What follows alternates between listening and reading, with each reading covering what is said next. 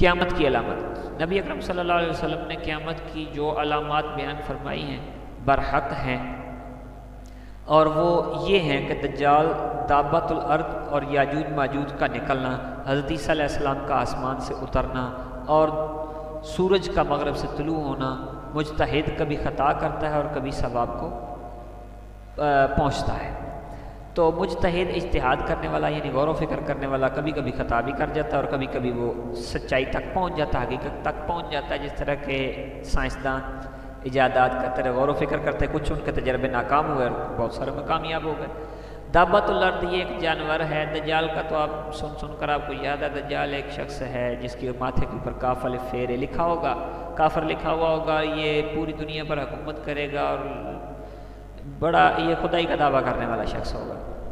بڑا اس کا لمبا چوڑا قصہ ہے، یہ علیحدہ بحث ہے۔ دابۃ الارض ایک چوپایا ہے جو اللہ تعالیٰ پیدا کرے گا،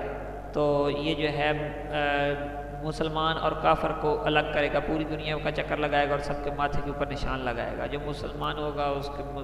ماتھے کے اوپر بھی نشان لگائے گا اور جو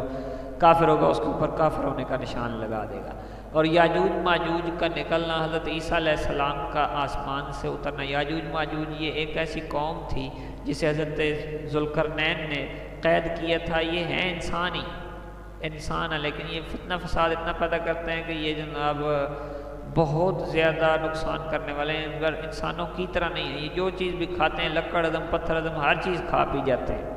ان کو کچھ بھی چیز نقصان نہیں دیتی۔ پانی جس سرکار دو عالم صلی اللہ علیہ وسلم نے فرمایا کہ جب یہ باہر نکلیں گے تو جس حوض پر بیٹھیں گے نا، پہلا گروہ بیٹھے گا، وہ پورا کا پورا جناب وہ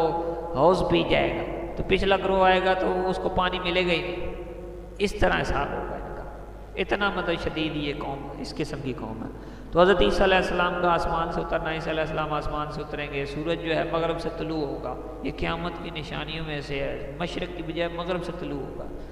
انسان اور فرشتے، انسانوں کے رسول فرشتوں کے رسولوں سے افضل ہے۔ اچھا آپ کے ذہن میں سوال ہوگا کہ فرشتوں میں بھی رسول ہوتے ہیں؟ جی ہاں، فرشتوں میں بھی رسول ہوتے ہیں، کچھ رسول فرشتوں میں ہیں اور کچھ رسول جو ہیں وہ انسانوں میں ہیں، اکثریت انسانوں میں اور فرشتوں میں تھوڑے کم ہیں۔ فرشتوں میں سے حضرت جبرائیل امین علیہ السلام رسولوں کے سردار ہیں فرشتوں کے،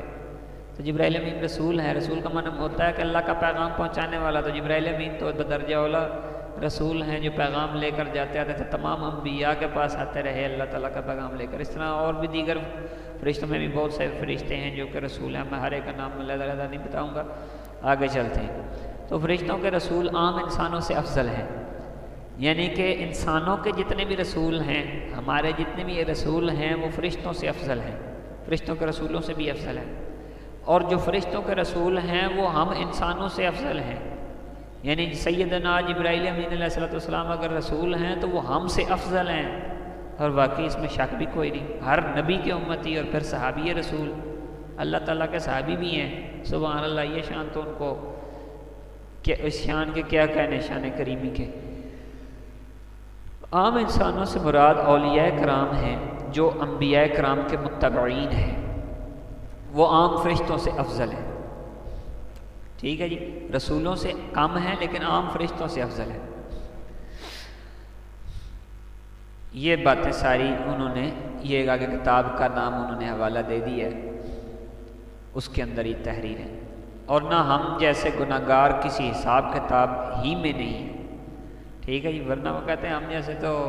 گناہگار کسی قسم کے حساب کتاب میں نہیں ہیں۔ جو ہمارے اولیاء کرام ہیں وہ فرشتوں سے افضل ہیں، اور پھر وہ فرشتے ہم جیسے گناہگاروں سے افضل ہیں۔